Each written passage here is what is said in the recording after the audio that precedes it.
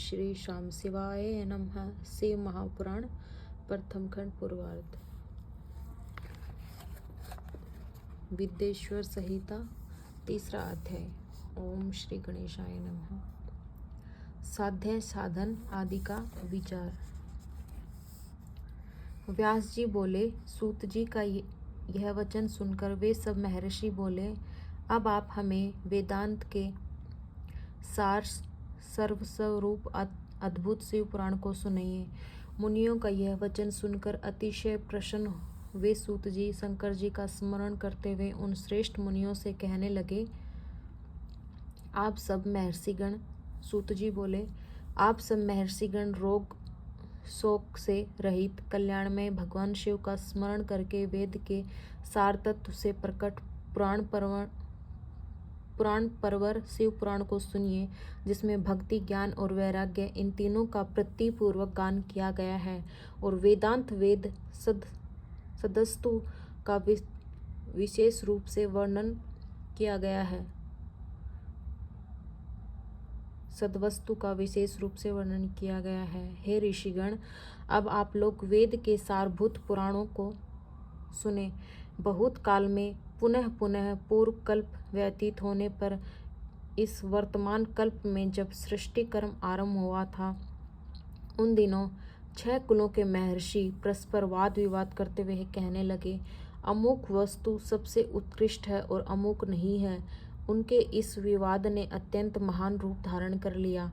तब वे सब के सब अपनी शंका के समाधान के लिए सृष्टिकर्ता अविनाशी ब्रह्मा जी के पास गए और हाथ जोड़कर विनय भरी वाणी में बोले, हे प्रभो, आप संपूर्ण जगत का धारण पोषण करने वाले हैं तथा समस्त कारणों के भी कारण हैं।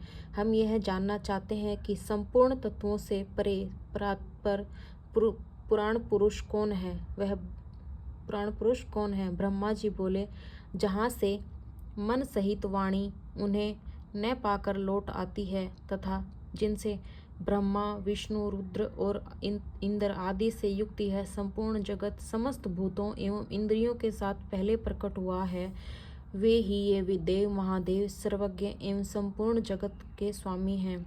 ये ही सबसे उत्कृष्ट हैं। उत्तम भक्ति से ही इनका साक्षात्कार होता है, दूसरे किसी उपाय से कहीं इनका दर्शन नहीं होता। रुद्र, हरि, हर तथा अन्य देवेश्वर सदा उत्तम भक्ति भाव से उनका नित्य दर्शन करना चाहते हैं। अधिक कहने की क्या आवश्यकता है? भगवान शिव में भक्ति होने से मनुष्य संसार बंधन से मुक्त हो जाता है। देवताओं की कृपा प्रसाद से ही उनमें भक्ति होती है और भक्ति से देवता का कृपा प्रसाद प्राप्त होता है। ठीक उसी तरह जैसे यहाँ अंकुर से बीज और बीज से अंकुर उत्पन्न होता है, इसलिए हे द्विजों, आप लोग भगवान शंकर का कृपा प्रसाद प्राप्त करने के लिए भूतल पर जाकर वहाँ सहस्त्र वर्षों तक चलने वाले एक विशाल यज्ञ का आयोजन करें। इन यज्ञपति भगवान शिव की कृपा से वेदोक्त विद्या के सारभूत साध्य साधन का ज्ञान होता है। मुनिगण बोले, हे भगवान, परम साध्य क्या है और उसका परम साधन क्या है? उसका साधक कैसे होता है? ये सभी बातें यथार्थ रूप से कहें। ब्रह्मा जी बोले, शिव पद की प्राप्ति ही साध्य है, उनकी सेवा ही साधन है तथा उनके प्रसाद से जो नित्य नैमित्तिक आदि फलों की ओर से निस्पर होता है, वही साधक है। वेदोक्त कर्म का अनुष्ठान करके उसके महान फल को भगवान शिव के चरणों में समर्पित कर देना ही परमेश्वर पद की प्राप्ति है। वही शालोक्य आदि के कर्म से प्राप्त होने वाली मुक्ति है। उन पुरुषों की भक्ति के अनुसार उन सबको उत्कृष्ट फल की प्राप्ति होती है। उस भक्ति के साधन अन्य प्रकार के हैं, जिनका प्रतिपादन साक्षात महेश्वर ने ही किया है। उसे संक्षिप्त करके मैं सारभूत साधन को बता रहा हूँ। कान से भगवान के नाम गुण और लीलाओं का श्रवण, वाणी द्वारा उनका कीर्तन तथा मन के द्वारा उनका मनन, इन तीनों को महान साध्य कहा गया है। तात्पर्य यह है कि महेश्वर का श्रवण, कीर्तन और मनन करना चाहिए। यह श्रुति का वाक्य हम सबके लिए प्रमाणभूत है। संपूर्ण मनोरथों की सिद्धि में लगे हुए आप लोग इसी साधन में परम साध्य को प्राप्त हों।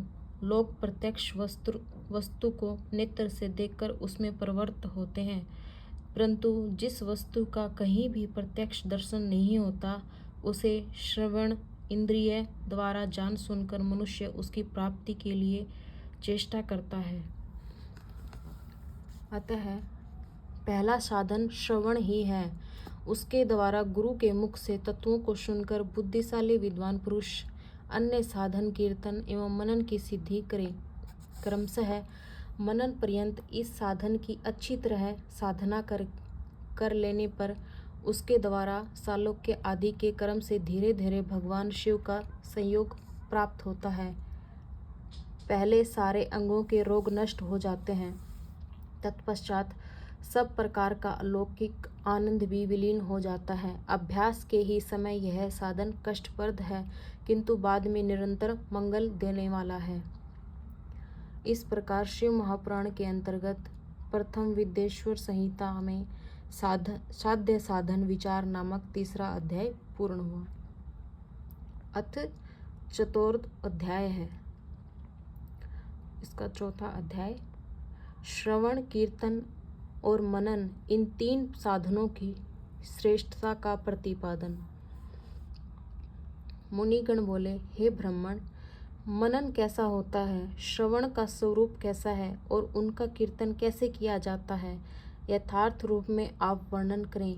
ब्रह्मा जी बोले, हे मुनियों, भगवान शंकर की पूजा, उनके नामों का जप तथा उनके गुण, रूप, विलास और नामों का युक्तिप्रायण चित्त के द्वारा जो निरंतर परिशोधन या चिंतन होता है, उसी को मनन कहा गया है। वह महेश्वर की कृपा दृष्टि से उपलब्ध होता है। वह समस्त श्रेष्ठ साधनों में प्रमुखतम है। शंभु के प्रताप, गुण, रूप और विलास और नाम को प्रकट करने वाले संगीत, वेद वाक्य या भाषा के द्वारा अनुराग पूर्वक उनकी स्तुति ही मध्यम साधन है, जिसको कीर्तन शब्द से कहा जाता है। हे ज्ञानियों, स्त्री कीड़ा में जैसे मन की आसक्ति होती है, वैसे ही किसी कारण से किसी स्थान में शिव विषयक वाणियों में श्रवण इंद्रिय की दृढ़तर आसक्ति ही जगत में श्रवण के नाम से प्रसिद्ध है।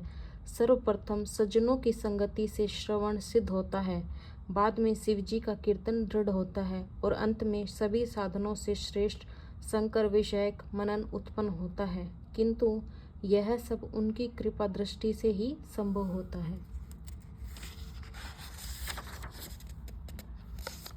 सूत जी बोले,